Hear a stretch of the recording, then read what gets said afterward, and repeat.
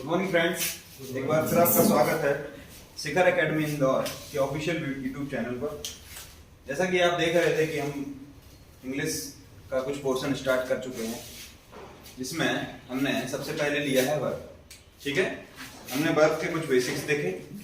अब हम आज की क्लास में टेंस और वॉइसेस कैसे ही वर्ब से सीख सकते हैं वो देखेंगे। कल ऑफलाइन क्लास में हमने थोड़ा सा पढ़ाई की थी, ऑनलाइन लाइव चल रहा था, लेकिन उसकी वजह से टेक्निकल प्रॉब्लम्स की वजह से प्रॉब्लम हो गई थी थोड़ी सी, तो उस वजह से लाइव जो टेलीकास्ट चल रहा था वो बंद हो गया था। तो आज हम शुरू से ही स्टार्ट करेंगे। आपको जो कल छूट गया है वो आपको वापस बताया जाएगा, है ना। तो आपको अगर टेंस और वॉइस का कंसेप्ट जो है वो सीखना है इसमें वर्ब में, तो आपको कुछ चीजें याद रखनी पड़ेंगी। क्या है वो?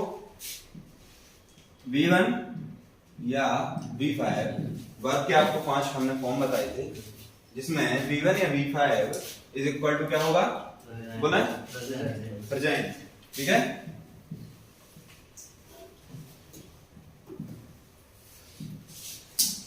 V2 इज इक्वल टू क्या होगा?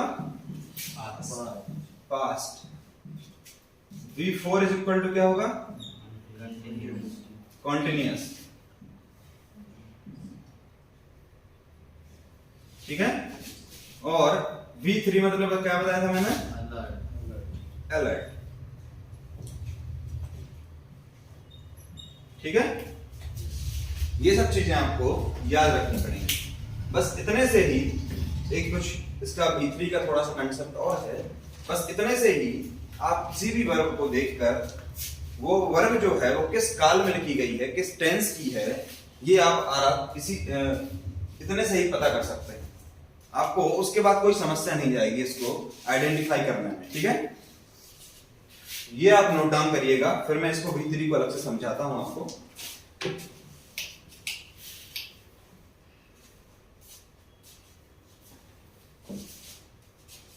ये हो गया ना। ये जो भी ऑनलाइन लाइव पढ़ रहे हैं वो स्क्रीनशॉट ले सकते हैं इसका। ठीक है,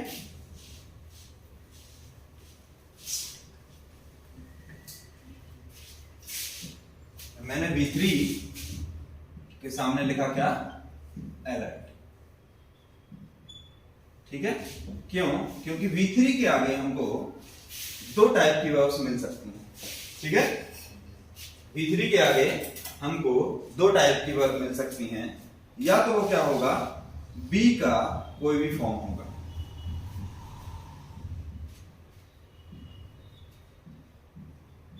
ठीक है, या फिर वो क्या होगा? हैव का कोई भी फॉर्म होगा।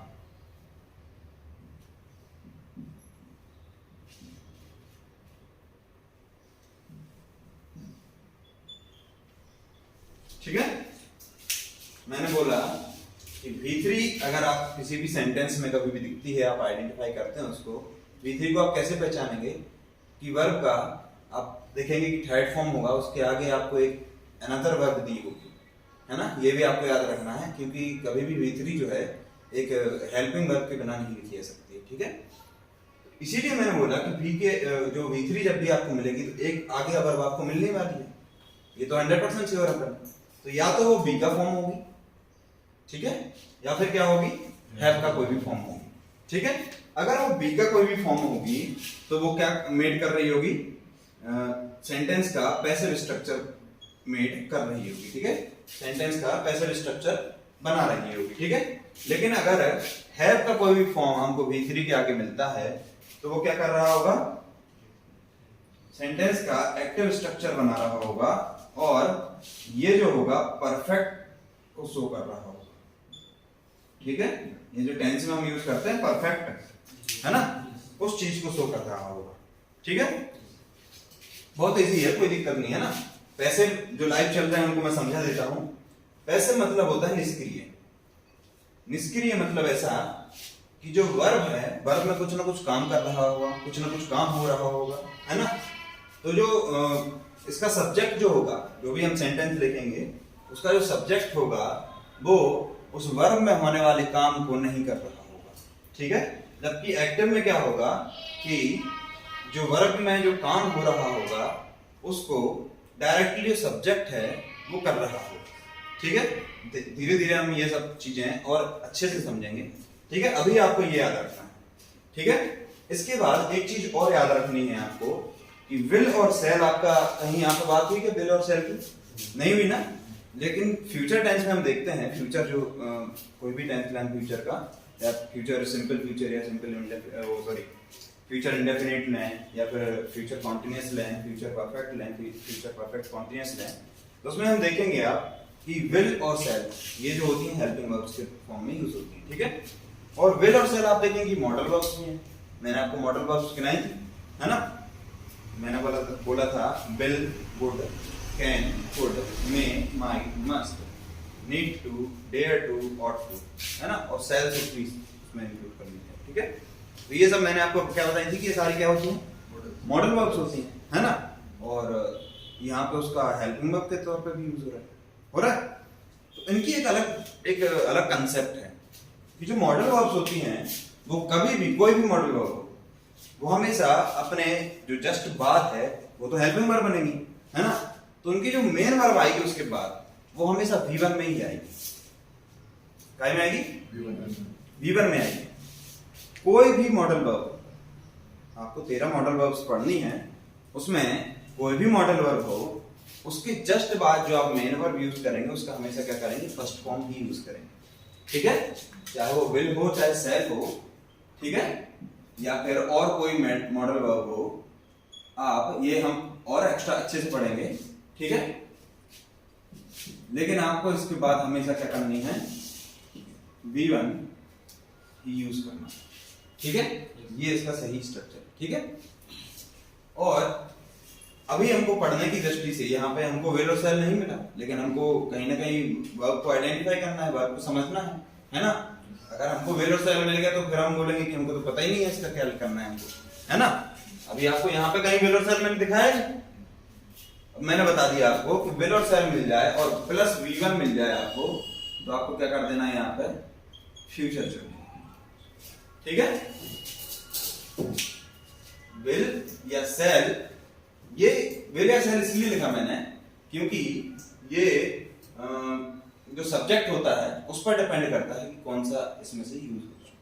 ठीक है, जैसे यहाँ पे हम बोलते हैं कि इज MR, ठीक है, तीनों ही प्रेजेंट में यूज करते हैं, लेकिन सब्जेक्ट डिसाइड करता है कि इनमें से कौन सा वर्ब का कौन सा फॉर्म जो है वो यूज होगा, है ना। जैसे सिंगुलर है तो क्या होगा, इज यूज होगा। ही हो गया, आप में से किसी का नाम हो गया, है ना, ही हो गया, सी हो गया, इट हो गया, तो ये सब क्या होते हैं, सिंगुलर फॉर्म होते हैं। तो सिंगुलर सब्जेक्ट के साथ हम हमेशा क्या करते हैं, सिंगुलर ही वर्ब का यूज करते हैं। ठीक है, और वर्ब का हमेशा एक बात याद रखना है आपको कि वर्ब का जो फर्स्ट फॉर्म होता है वो हमेशा क्या होता है,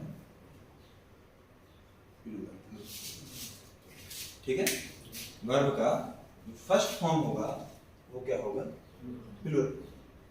ठीक है, ये आप नोट डाउन कर लीजिए, और ऑनलाइन वाले जो पढ़ रहे हैं वो स्क्रीनशॉट ले लेंगे इसका। ठीक है,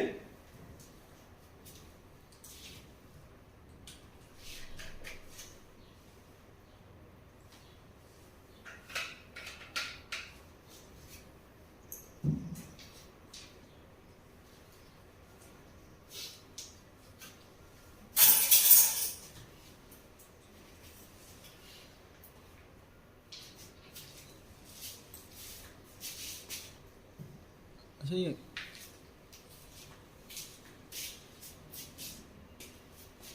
लाइव नहीं है ये,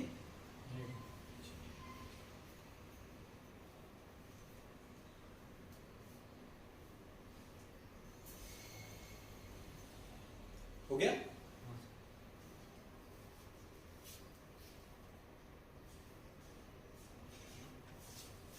हो गया कंप्लीट।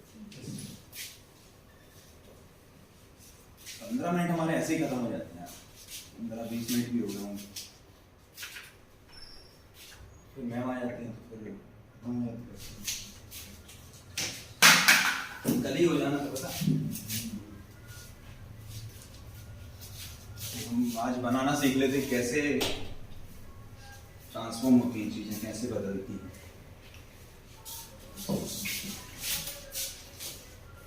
ठीक है। अब हम क्या करेंगे कि मैंने आपको बता दिया कि ऐसी ऐसी चीजें हैं, अब हमको पहचानना भी है वर्ब को, और क्या करना है, उसको ट्रांसफॉर्म करके भी सीखना है ना। हमने देख लिया कि ये सब चीजें मैंने लिख दी, आपको बता दिया कि इतने से क्या हो जाएगा, आपका काम चल जाएगा। आप वर्ब को आइडेंटिफाई भी कर लेंगे और उसको ट्रांसफॉर्म करने का जो काम है, एक टेंस से दूसरे टेंस में जाना है या फिर एक्टिव से पैसिव में जाना है, तो इसका काम आप क्या कर लेंगे, इन इतनी 5 चीजों 6 चीजों से आप कर लेंगे, आसानी से करेंगे। ठीक है। मैं क्या कर रहा हूं, मैं एक वर्ब ले रहा हूं, कौन सी, गो। क्या है ये, गो। गो मतलब जाना, सब जानते हैं। ठीक है। ये वर्ब ले रहा हूं मैं, और अब आप देखेंगे कि 3 टेंस है हमारे, और हर एक टेंस का 4 प्रकार है ना। तो टोटल कितने हो जाएंगे हमारे, 12 टेंस है ना। और 12 में से 8 के क्या बनते हैं, पैसिव स्ट्रक्चर बनते हैं। ठीक है। तो 12 और 8 20, मतलब 20 टाइप की वर्ब्स जो होंगी वो हमको कहीं ना कहीं हम उनसे क्या कर रहे हैं, डील कर रहे होंगे। ठीक है। मैं क्या कर रहा हूं, एक गो वर्ब लेके क्या कर रहा हूं, वर्ब के जितने भी फॉर्म्स हैं वो मैं लिख रहा हूं। ठीक है। आप खुद उनको आइडेंटिफाई करेंगे यहीं पे और खुद समझेंगे उनको, और कैसे ट्रांसफॉर्म होता है वो भी आप समझ लेंगे उसमें साथ में। ठीक है। तो मैं देखूंगा कि जो सिंपल प्रेजेंट होता है, सिंपल प्रेजेंट या प्रेजेंट इंडेफिनिट टेंस जो होता है, ठीक है, ये मैं आपको समझाऊंगा कब क्या होता है, सिंपल प्रेजेंट क्या होता है ना। लेकिन जब हम टेंस पढ़ रहे होंगे तभी हम समझ रहे होंगे। ठीक है। अभी हम वर्ब पढ़ रहे हैं तो वर्ब का जो भी स्ट्रक्चर है वो हम देखेंगे। ठीक है। सिंपल प्रेजेंट या इंडेफिनिट टेंस जो होता है, प्रेजेंट इंडेफिनिट, उसमें हम गो को या तो गो ही लिखेंगे या फिर गोज लिखेंगे। ठीक है। अगर हमारा सब्जेक्ट जो है वो प्लूरल है तो हम गो का यूज करेंगे, क्योंकि मैंने आपको बताया कि जो वर्ब का फर्स्ट फॉर्म है वो क्या होगा, हमेशा प्लूरल होगा। ठीक है। और अगर हमको सिंगुलर वर्ब, सिंगुलर सब्जेक्ट मिलता है तो हम उसके हिसाब से सिंगुलर वर्ब का यूज करेंगे। ठीक है। तो प्रेजेंट इंडेफिनिट में हम क्या करना है, या तो गो मिलेगी, अगर गो हम वर्ब ले रहे हैं तो या तो गो मिलेगा या फिर गोज मिलेगा वर्ब के फॉर्म में। ठीक है। अगर हम यहीं पे प्रेजेंट कॉन्टिन्यूअस ले रहे हैं तो हमको या तो इज या फिर एम या फिर आर प्लस V4, जो कि क्या होता है, वर्ब का आईएनजी फॉर्म। ठीक है। अगर हम प्रेजेंट कॉन्टिन्यूअस की बात कर रहे हैं तो हमको इज, एम, आर और उसके साथ आईएनजी फॉर्म मिलेगा। लेकिन ये जो है इज एम आर, आप बोलेंगे कि कल आपने बताया था सर कि इज एम आर कॉन्टिन्यूअस नहीं होता है। इज एम आर कॉन्टिन्यूअस नहीं है, यहाँ पे कॉन्टिन्यूअस तो ये बना रहा है, मैंने आपको क्या लिखवाया, V4 is equal to A continuous. ये is M R is equal to लिखवाया मैंने आपको कि ऐसा कॉन्टिन्यूअस है, कुछ नहीं लिखवाया ना। इज एम आर यहाँ पे भी यूज हो सकता है, समझ रहे हैं, इज एम आर यहाँ पे भी यूज हो सकते हैं। ठीक है। जब वो मेन वर्ब का काम करेंगे तब वो यहाँ यूज हो रहे होंगे, लेकिन अभी क्या है, यहाँ पे मेन वर्ब का काम करेंगे क्या, नहीं करेंगे, क्योंकि हमको पीछे क्या मिल रही है, वर्ब मिल रही है ना। तो हमने, मैंने बोला आपको जो 4 स्ट्रक्चर बताए थे उसमें मैंने बताया आपको कि जो V4 मतलब सॉरी सबसे एंड वाली जो वर्ब होगी वो हमेशा क्या होगी, मेन वर्ब होगी, है ना। और आगे वाली या तो सपोर्टिंग वर्ब होंगी या हेल्पिंग वर्ब होंगी। ठीक है। अब जो परफेक्ट टेंस जो होता है ना, प्रेजेंट परफेक्ट होता है, उसमें हम देख रहे होंगे या तो हमको हैज मिल रहा होगा या फिर हैव मिल रहा होगा, और इसके साथ हम V3 का यूज कर रहे हैं। ठीक है। क्या होगा, या तो हमको हैज मिल रहा होगा या फिर हमको हैव मिल रहा होगा, और उसके साथ हम क्या करेंगे, V3 का यूज कर रहे होंगे।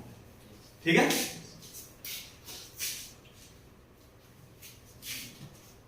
चलो मैं यहां पे लिख देता हूं। ठीक है। एक 4 टाइप से बना लेना आप लोग, है ना। इंडेफिनिट का हो जाएगा ये,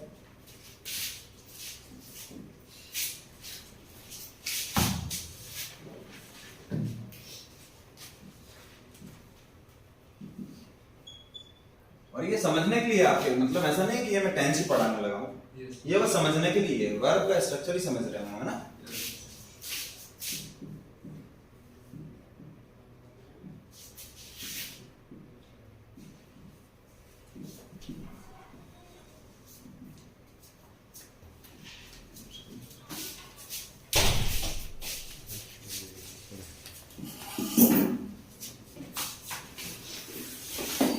ठीक है, ये आ गया समझ में। अब हम देखेंगे कि जो परफेक्ट कॉन्टिन्यूअस है,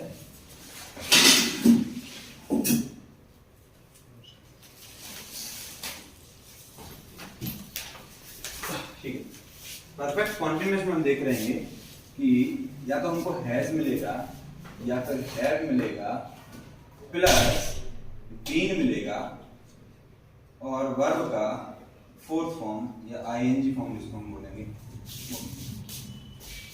ठीक है। परफेक्ट कॉन्टिन्यूअस में हमको या तो हैज मिलेगा या हैव मिलेगा, उसके साथ हमको बीन और वर्ब का फोर्थ फॉर्म या फिर जिसको हम बोलेंगे आईएनजी फॉर्म मिलेगा, ठीक है। और ये सब बातें जो चल रही है किसके लिए है, ये प्रेजेंट के लिए है ना, जो हमारा प्रेजेंट होता है, प्रेजेंट टेंस, ठीक है। यहीं पे अगर हम बात करें पास्ट, ठीक है। अच्छा, जैसे गो और गोज लिख दिया मैंने, गो वर्ब का मैं एग्जांपल लेके चल रहा था, तो यहाँ पे V4 क्या हो जाएगा उसका, आईएनजी फॉर्म क्या हो जाएगा गो का, गोइंग। अरे यार बोलो, गोइंग है ना। V3 क्या हो जाएगा, V3 हो जाएगा गॉन, ठीक है। और यहाँ पे आईएनजी फॉर्म क्या हो जाएगा फिर से, गोइंग, है ना। ये आप लिख लीजिएगा अच्छे से, है ना, गोइंग।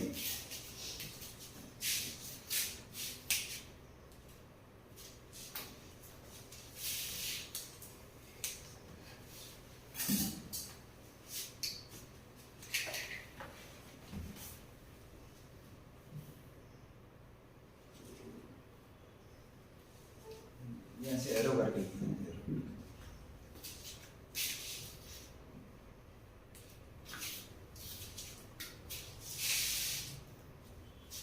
यहाँ पे अपन लिख सकते हैं V1 या V5, है ना, ऐसे लिख सकते हैं।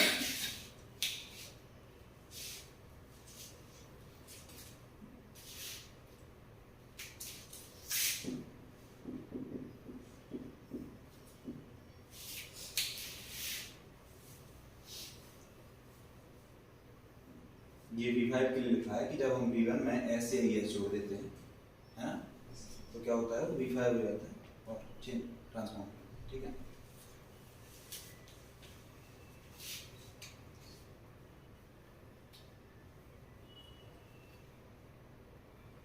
चलिए अब हम देखेंगे पास्ट में जो वर्ब्स हैं, टेंस तो वही रहेंगे, उसी टाइप से रहेंगे। पास्ट में जो वर्ब्स हैं वो कैसे ट्रांसफॉर्म, ठीक है। तो जो सिंपल पास्ट होगा या present indefinite, sorry past indefinite जिसको हम बोलेंगे, सिंपल भी लिख देता हूं यहाँ पर, ठीक है। पास्ट इंडेफिनिट जो होगा या सिंपल पास्ट जो होगा, उसमें हम देखेंगे कि वर्ब का हम V2 फॉर्म यूज कर रहे हैं, ठीक है। और आप देखेंगे कि V2 के आगे कभी भी हमको कोई वर्ब नहीं मिलेगा, ठीक है। ये सिंगल वर्ब की यूज, कोई भी हम सेंटेंस बनाएं, चाहे वो सिंगुलर हम सब्जेक्ट यूज करें, चाहे वो प्लूरल यूज करें, हमको हमेशा क्या करना है, यहाँ पे V2 का यूज करना है, ठीक है। और गो की जो सेकंड फॉर्म होती है वो होती है V2, जो होती है वो होती है वेंट, ठीक है। अब हम देखेंगे कॉन्टिन्यूअस में क्या देखेंगे कि या तो हम हेल्पिंग वर्ब के तौर पर वाज या वर्ब का यूज कर रहे होंगे, उसके साथ हम वर्ब का, कॉन्टिन्यूअस है तो हमको ये तो समझ में आ ही रहा है कि V4 हमको क्या करना है, हमेशा यूज करना है ना। जैसे यहाँ पे बोला मैंने परफेक्ट कॉन्टिन्यूअस, तो आप देखेंगे कि V4 यहाँ पे भी आ रहा है ना। कॉन्टिन्यूअस अगर बोल दिया मैंने तो क्या आ रहा है, V4, ठीक है। और एक बात और मैंने बोला आपको कि अगर आपको वर्ब के थर्ड फॉर्म के पहले कभी भी हैज या हैव का फॉर्म मिले तो क्या हो जाएगा, परफेक्ट हो जाएगा। देखो लिख रहे हैं वहां पर क्या है, परफेक्ट, ठीक है। ये आप समझ जाएंगे आराम से। फिर इसके बाद आप देखेंगे यहाँ पे भी देख लीजिए आप V3 के आगे अगर हैज या हैव का कोई फॉर्म ला रहे हैं तो क्या हो जाएगा, परफेक्ट हो जाएगा, ठीक है। अब अपन क्या करेंगे कि हैज या हैव को आइडेंटिफाई करेंगे। फिर ये किस फॉर्म में लिखा हुआ है, ये आप देखेंगे कि V1 या V4 में लिखा हुआ है, सॉरी V5 में लिखा हुआ है ना। और V1 और V5 में मतलब क्या लिखा है मैंने आपको, V1 या V5 मतलब प्रेजेंट प्रेजेंट लिखवा है ना, और ये पीछे क्या होगा, परफेक्ट क्या बन गया, आगे समझ पहचान लेंगे। अभी मैं आपको एग्जांपल भी दूंगा इसके, है ना, ठीक है। अब आप देखेंगे कि परफेक्ट में हम देख रहे हैं कि ये हमने क्या कर लिया, कॉन्टिन्यूअस वाला जो स्ट्रक्चर है वो लिख लिया, है ना। यहाँ पे क्या हो जाएगा, गोइंग हो जाएगा यहाँ पे वर्ब, है ना। अब यहाँ पे हम देखेंगे, यहाँ पे परफेक्ट में जो है वो हैव का जो सेकंड फॉर्म होता है वो वर्ब के फॉर्म में यूज होता है ना। अब ये सेकंड फॉर्म समझ जाएंगे आप क्यों है, क्योंकि इसके आगे कभी भी हमको वर्ब नहीं मिलेगी, है ना, समझ रहे हैं। थर्ड फॉर्म होता तो हमको वर्ब चाहिए रहती, सेकंड फॉर्म भी हेड है, थर्ड फॉर्म भी हेड है ना। तो ये सेकंड फॉर्म है, ये हेल्पिंग वर्ब के लिए यूज होगा, तो हमको इसकी कोई ज्यादा से जानकारी की जरूरत नहीं है ना। हमको बस याद रखना है कि ये क्या है, सेकंड फॉर्म, ठीक है, प्लस V3, ठीक है। V3 वर्ब का थर्ड फॉर्म यहाँ पे यूज होगा, ठीक है। और ऐसे ही यहाँ पे हो जाएगा head plus been plus V4, ठीक है।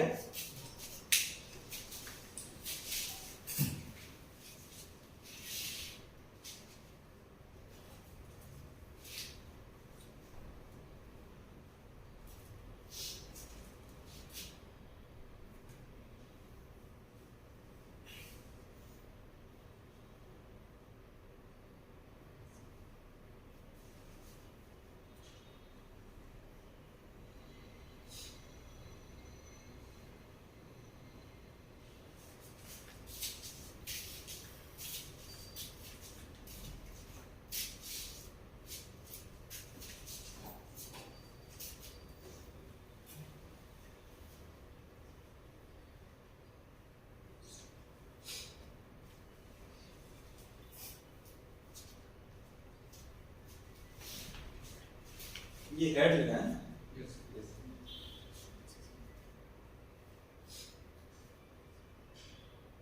समझ में आ रहा है, बड़ा बड़ा लिखने लगा हूं, ठीक है, हो गया ये।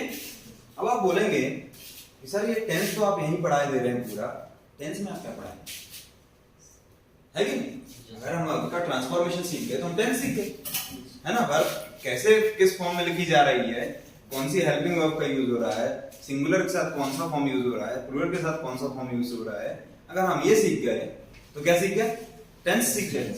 लेकिन हर एक टेंस को यूज करने के अलग अलग तरीके होते हैं, है ना, उनके अपने एक नियम है।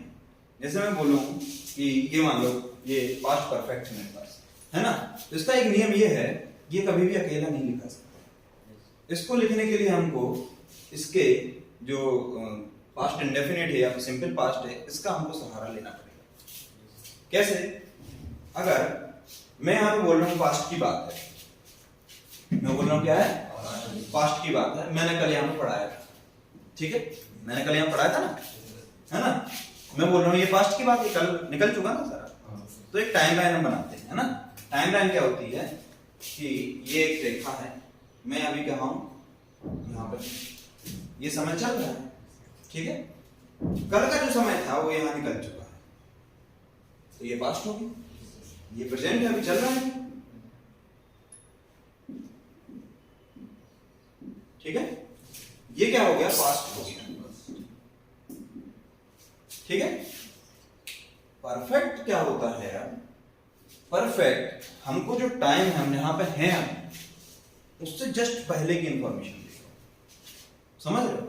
जब हम जैसे प्रेजेंट परफेक्ट लिखते हैं तो हम ऐसी जो बातें हैं जो रिसेंटली कुछ काम किए गए हैं, ठीक है, रिसेंटली कुछ हुआ है, आपने ये प्रोजेक्टर वाला जो वर्क है ये अभी कल ही किया ना, मतलब रिसेंट में ही, अभी 2-4-8 घंटे हुए आपको, है ना। तो अगर हम इसको चाहें तो हम परफेक्ट फॉर्म में लिख सकते हैं, प्रेजेंट परफेक्ट, ठीक है। तो परफेक्ट का मतलब ये है कि रिसेंट में जो काम हुआ है ना, लेकिन कहीं ना कहीं हो चुका है, वो कंप्लीट हो चुका है, क्या हो गया है, काम कंप्लीट हो गया है, ठीक है। तो कहीं ना कहीं बात तो पहले की कर रहे हैं, अपनी जो प्रेजेंट टाइम है उससे हम पहले की बात कर रहे हैं, है ना। अब जो पास्ट होगा, ये जो पास्ट परफेक्ट होगा, इसमें क्या होगा कि हम एक तो पास्ट की बात करेंगे, है ना, हमारा टाइम तो ये चल रहा है, हम बात करेंगे पास्ट, वहां पे लिखा होगा पास्ट परफेक्ट टेंस, ठीक है, तो हम पास्ट की बात करेंगे, तो पास्ट में भी हम क्या करेंगे, परफेक्ट की बात करेंगे। तो परफेक्ट क्या होगा, ये जो टाइम है इससे और थोड़ा पहले है, परफेक्ट का जो टाइम होगा वो इसके थोड़ा सा और पहले आएगा, है ना। आपने कभी एग्जाम्पल भी सुना होगा, जैसे हम बोलते हैं ट्रेन वाले, आप बहुत सारे एग्जाम्पल लेते हैं इसमें। आपने सुना होगा कि मेरे स्टेशन से पहुंचने के पहले ट्रेन जो है वो क्या हुई थी, निकल गई। तो क्या हुआ काम, पहले ट्रेन निकली, बाद में वो पहुंचा, है ना, और बता रहा है अभी वो पहुंचा। सबसे पहले क्या हुआ, ट्रेन निकली, फिर क्या हुआ, वो पहुंचा तो ट्रेन उसकी छूट गई, और बता रहा है कि मेरे पहुंचने से पहले ट्रेन क्या हो गई थी, निकल गई। इस टाइप से क्या होता है, यूज होता है ना। पास्ट का इस टाइप से यूज होता है, ट्रेन पहले निकली, फिर वो बंदा पहुंचा वहां स्टेशन, और अभी बता रहा है कि यार ट्रेन तो छूट गई मेरी, ठीक है ना। तो इस टाइप से इनके अलग अलग कंसेप्ट हैं हर एक टेंस का, कि कब ये किस टाइप से यूज होंगे, है ना। तो वो हम उसमें पढ़ेंगे, लेकिन ये जो जो चीजें हैं, ये जो इनका जो वर्ब्स के फॉर्म है, ये हम यही खत्म कर देंगे इसको, ठीक है। मतलब इसको आइडेंटिफाई करने में, आपको टेंस को आइडेंटिफाई करने में किसी भी प्रकार से कोई दिक्कत नहीं जाएगी, चाहे वो एक्टिव हो चाहे पैसिव, ठीक है। पैसिव के जो रूल्स होंगे, कैसे उसको ट्रांसफॉर्म करते हैं, वो भी हमें यही पढ़ेंगे। मतलब वर्ब का जो पोर्शन होगा वो कवर कर लेंगे, जबकि वाई कैसे आता है, सब्जेक्ट ऑब्जेक्ट कैसे बनता है, ऑब्जेक्ट सब्जेक्ट कैसे बनता है, वो सब चीजें हम पैसिव में पढ़ेंगे, ठीक है। और अगर आप चाहेंगे तो वर्ब के हम जस्ट बाद यही चीजें शुरू कर देंगे, क्योंकि क्या है कि आपके जो सिलेबस है उसमें क्या है, यही है टेंस और एक्टिव पैसिव। ये आपके, मैं भैया को बोला था मैंने प्रिंट करके लाना पेपर, तो मैंने देखा कि 2014-15 में पेपर देख रहा था, तो उसमें 4 क्वेश्चन इससे एक्टिव पैसिव से आए हैं और 3 क्वेश्चन आपके टेंस से आए, है ना। तो एक अगर 30 में से आपके 7 क्वेश्चन 2 टॉपिक से बन रहे हैं, तो आप बिल्कुल अच्छे से पढ़ना चाहेंगे, है ना। ठीक है, अब मैं बात करता हूं यहाँ पे क्या, फ्यूचर की, ठीक है। फ्यूचर की, फ्यूचर में मैंने आपको बताया कि हमको फ्यूचर देखिए, मतलब विल प्लस, सॉरी, विल या शैल प्लस वी1, ये क्या हो गया, फ्यूचर, फ्यूचर हो गया, है ना। और मैंने आपको एक बात और बताई थी, जैसे मान लो मैंने लिखा था कि V1 या V5 इक्वल टू क्या होता है, प्रेजेंट होता है, और अगर केवल यही लिखा है, वो लिख दिया मैंने, तो आपको इसको आइडेंटिफाई करना है, तो आप बोल देंगे प्रेजेंट बस, है ना। लेकिन जब आपको केवल अकेला प्रेजेंट मिले, तो आपको बोल देना वो सिंपल प्रेजेंट। ऐसे जब भी आपको अकेले ये मिले, ये अकेले तो है नहीं, ये तो हो जाएंगे 2, लेकिन केवल ये स्ट्रक्चर अगर आपको मिले, तो आपको लिखना है क्या, फ्यूचर, ठीक है। और अकेला यही मिला, केवल इसके आगे कुछ नहीं मिला, तो आगे पीछे कुछ भी नहीं मिल रहा है, तो वो क्या होगा, सिंपल फ्यूचर या फ्यूचर इंडेफिनिट, ठीक है। अब देखिए आप, विल या cell plus B plus V4 या फिर वर्ब का ing फॉर्म, ठीक है। अब देखेंगे यहां पे भी अपना जो ये रूल है, ये वाला, ये कॉन्ट्रडिक्ट नहीं होगा। क्यों नहीं होगा, क्योंकि बी जो है वो फर्स्ट क्या फॉर्म है, वर्ब का फर्स्ट फॉर्म ही है ना। तो हमने विल या सेल के बाद तो हमने जस्ट बाद क्या लिखा है, वर्ब का V1 फॉर्म ही लिखा है ना। उसके बाद हमने ing फॉर्म लिखा है, ठीक है। तो ये हम पढ़ रहे होंगे, तो हम पढ़ेंगे फ्यूचर कॉन्टिन्यूअस, फ्यूचर कॉन्टिन्यूअस, ठीक है। अब मैं बोलूंगा आपको फ्यूचर परफेक्ट क्या होगा, तो फ्यूचर परफेक्ट में भी आप यही बोलेंगे, विल भी आएगा भैया, या फिर सेल आएगा, ठीक है। या इसके बाद हमको बी मिलेगा, इसके बाद हमको बी मिलेगा, है ना। और एक मिनट,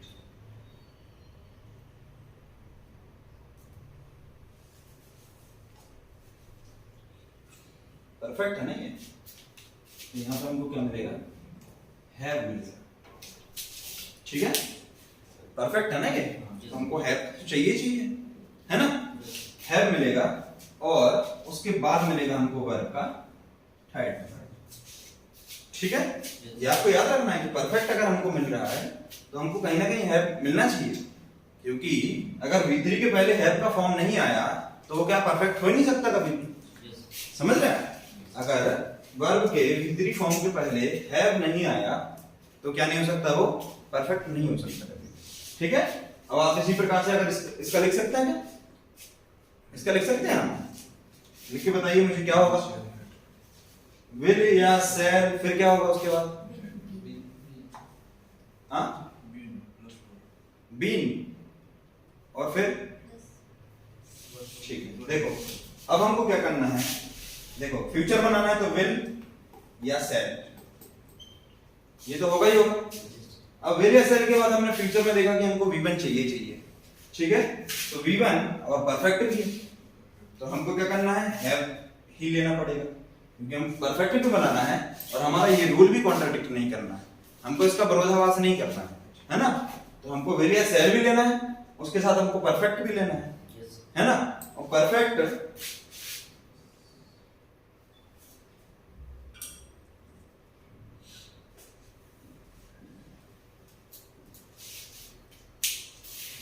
कंटिन्यूअस भी करना है हमको, ठीक है।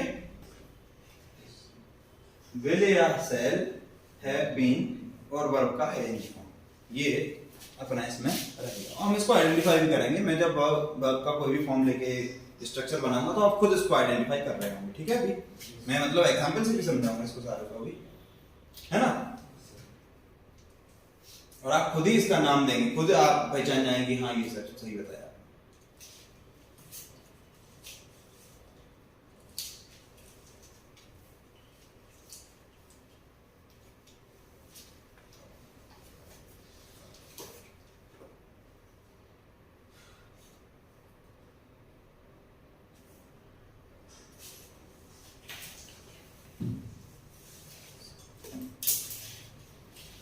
समझ में आ रहा है सबको? अच्छा लग रहा है? आप देखेंगे कि 10-15 दिन में ही आपको इंग्लिश जो है उसका बेसिक्स जो है, क्योंकि देखो मैं सही बताऊं आपको, अगर किसी ने पार्ट्स ऑफ स्पीच अच्छे से पढ़ा है ना तो कोई भी इंग्लिश का लेसन हो या चैप्टर हो कुछ भी इजीली कवर कर लेगा, क्योंकि पार्ट्स ऑफ स्पीच आप अगर आप सोचें कि आप 1 से 10 तक की गिनती नहीं जानते हैं और आप गुणा करने लगे, भाग करने लगे, तो ये हो पाएगा? नहीं हो पाएगा। सबसे पहले आपको 1 से 10 तक 9 तक गिनती जो होती है वो जाननी पड़ेगी, है ना। उसके बाद ही आप गुणा भाग कर पाएंगे, समझ रहे हैं। आप आगे की संख्याएं तभी बना पाएंगे जब आप 1 से 9 तक की जो संख्या है उससे रूबरू होंगे कहीं ना कहीं, है ना। और इसको जीरो भी इंक्लूड कर सकते हैं, 0 से 9 तक की संख्याएं जो है ना। तो ऐसा ही इंग्लिश का है, अगर आप पार्ट्स ऑफ स्पीच से अगर इंट्रोडक्टरी नहीं हुए हैं तो ये सब चीजें आपको फिर टेंस जो है, वॉइस जो है, नरेशन है आपका, है ना, क्वेश्चन टैग होता है और भी कई सारी चीजें होती हैं, है ना, क्लॉजेस होते हैं, ठीक है। तो ये सब चीजें आपको फिर आगे समझ में नहीं है ना। और कई बच्चे मैंने देखा है MPSI के क्या करते हैं, रटने की कोशिश करते हैं, कि रटना कुछ काम ही नहीं है। आप आसानी से समझ के भी 30 में से 30 नंबर ला लो और वही आपके साथ यहाँ पर भी होगा, ठीक है। आप 30 में से 30 नंबर ही लाएंगे, किसी भी टाइप का क्वेश्चन ना तो आपको छोड़ा जाएगा, ना ही ऐसा होगा कि कोई चीज आपको बताई ना जाए यहाँ पे, है ना। और अगर आप अपनी मिस्टेक से 29 नंबर कराएंगे तो आपको दुख होगा, है ना।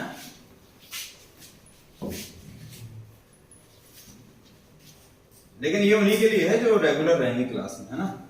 ये ऐसा नहीं कि आज आ रहा है कल नहीं आ रहा है, तो उसकी मैं कोई गारंटी नहीं देता हूँ।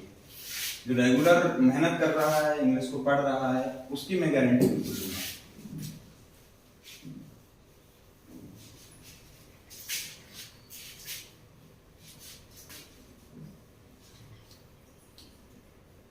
ठीक है, मैंने आपको बोला था कि मैं क्या ले रहा हूँ, वो कोई भी फॉर्म ले रहा हूँ, ठीक है। तो मैं हर एक उसका टेंस का एग्जांपल लिखूंगा, आपको उसको खुद ही आइडेंटिफाई करना है, ठीक है। और मैंने आपको आइडेंटिफाई करने के लिए तरीका बताई दिए, है ना, कैसे आइडेंटिफाई करना है आपको, और अच्छे से भी समझाऊंगा मैं इसको। और ये आपको आइडेंटिफाई करके देखना है, ऐसा नहीं कि मैंने आपको टेंस का स्ट्रक्चर समझा दिया तो आप सीधे उसमें से देख के लिखते हैं। आइडेंटिफाई करना सीखना है आपको, क्योंकि आपको सब जगह तो टेंस का स्ट्रक्चर नहीं मिलेगा, है ना? आइडेंटिफाई करके देखना है कि मैंने जो चीजें बताई हैं आपको वो सही है कि नहीं। आपको ये भी वेरीफाई करना है ना? ऐसे कल मैंने क्या किया, कल मैंने वर्ब का गलत फॉर्म लिखवाया आपको जो स्लेप्ट लिखवाया था वो स्लीप का राइट फॉर्म है ना? और आप लोग लिख गए आप लोगों ने किसी ने नहीं बोला। स्लीप का राइट फॉर्म होता है स्लेप्ट, है ना? स्लेप जो है वो वर्ब होती है SLAP, ठीक है? और स्लीप क्या होता है SLEEP, ठीक है? ये ए लिखा है ना, ठीक है? इसके जो थर्ड फॉर्म्स होते हैं वो होते हैं स्लेप्ट, है ना? और इसके जो फॉर्म होते हैं वो होते हैं स्लैब्ड और स्लैब्ड। और आप क्या कर गए, लिख गए और उसको थप्पड़ भी बोलते गए कि थप्पड़ मारा, है ना? ठीक है? ये चीजें हमको याद रखनी है ना? कई ऐसी कंफ्यूजिंग वर्ब्स रहेंगी, मैं खुद कंफ्यूज हो गया था एक तरीके से, है ना? कई ऐसी कंफ्यूजिंग वर्ब्स रहेंगी जिनके हो सकता है कि आपको जो सेकंड फॉर्म लिखे हैं, थर्ड फॉर्म लिखे हैं, उसमें आपको प्रॉब्लम हो जाएगी, है ना? तो आपको वर्ब्स की एक शीट प्रोवाइड कराई जाएगी जिसमें वर्ब्स के कई सारे फॉर्म्स लिखे होंगे। या फिर आप ऐसा कर सकते हैं कि आपके सिलेबस के हिसाब से एक नीतू सिंह की बुक आती है, केडी कैंपस नीतू सिंह की एक बुक आती है, वो आप खरीद सकते हैं। उसमें वर्ब्स के आपको सारे फॉर्म मिलेंगे, उसके साथ पूरा ग्रामर भी कवर कराया जाएगा आपको, उसके में आपका जो ये वोकैब वाला पोर्शन है वो भी रहेगा, और आप धीरे धीरे उसको पढ़ना स्टार्ट कर सकते हैं, है ना? बायलिंगुअल है वो, हिंदी भी उसमें आपको दी रहेगी, है ना? और इंग्लिश भी रहेगी। इंग्लिश तो रहना ही, इंग्लिश का है तो फिर इंग्लिश तो रहेगी, लेकिन जो रूल्स होंगे, जो चीजें बताई जाएंगी वो हिंदी में भी आपको समझाई जाएगी, है ना? तो वो आप बुक जो है वो ले सकते हैं। और मैंने जो कल बुक की बात की थी वो वाली बुक नहीं है ना, वो वाली बुक नहीं है, नीतू सिंह की नहीं है, वो आती है, मैं लाना भूल गया जल्दी में, नॉर्मन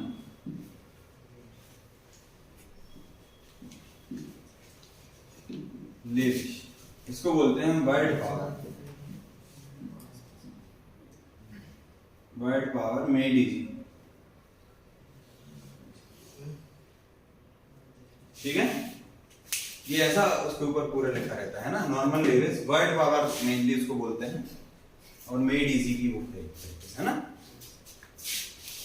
ये बुक आप ऑनलाइन में मिल जाएगी आपको, 100-110 रुपए की आएगी, है ना? ज्यादा कोई महंगी भी नहीं है, लेकिन इसको पढ़ने के लिए जिगरा चाहिए। हाँ, सब नहीं पढ़ सकते इसको, क्योंकि पूरी इंग्लिश में बुक एक, तो बच्चे जैसे ही इंग्लिश दिखती है तो बच्चे डर जाते हैं। आप पढ़िए एक बार, बहुत इजीली समझ में आएगी। मैं भी हिंदी मीडियम से, मैं इंग्लिश मीडियम से, मैं हिंदी मीडियम से, ठीक है? लेकिन मैं पढ़ता रहा इंग्लिश, इसलिए मुझे समझ में आता है।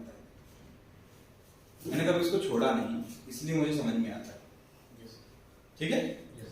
अगर आप उसमें जुड़े रहेंगे, आप डरेंगे उससे तो आप नहीं कर पाएंगे कभी भी।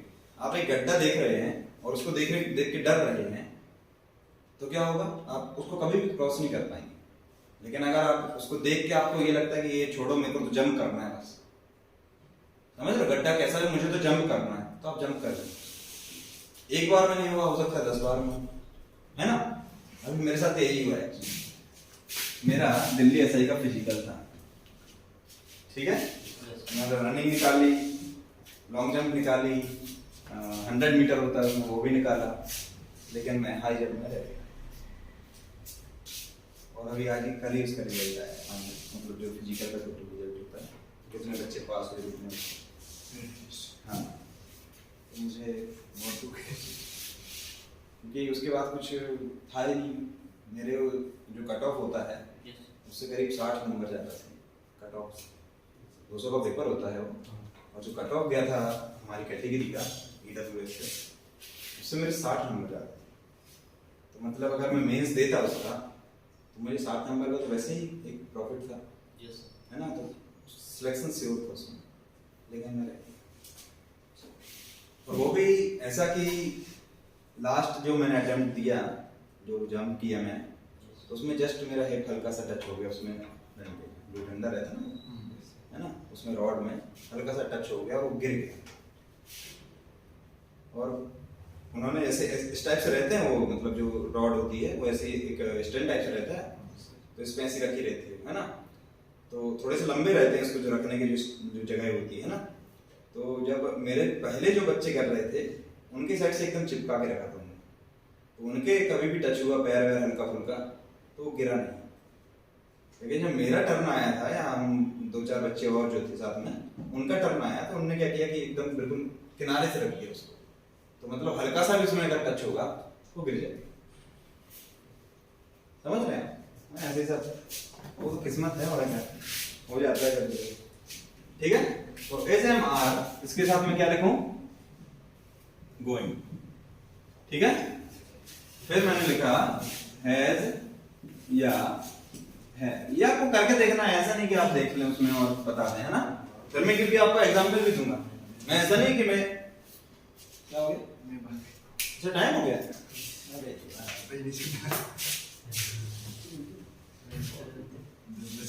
चलो कोई बात नहीं, ये आपको समझ में तो आ गया होगा और आप आइडेंटिफाई भी कर लेंगे, है ना। और अगर नहीं भी कर पाएंगे तो कल मैं आपको इसका पैसे बनाना भी सिखाऊंगा, है ना, कि पैसे कैसे बनता है, और ये इनके एग्जांपल्स भी मैं आपको दूंगा, और खुद आपसे खुद हो सकता है किसी को बुला के मैं यहाँ पे करवा के देखूं। ठीक है, समझ गए आप, है ना। कल हम ये कवर कर लेंगे, ठीक है।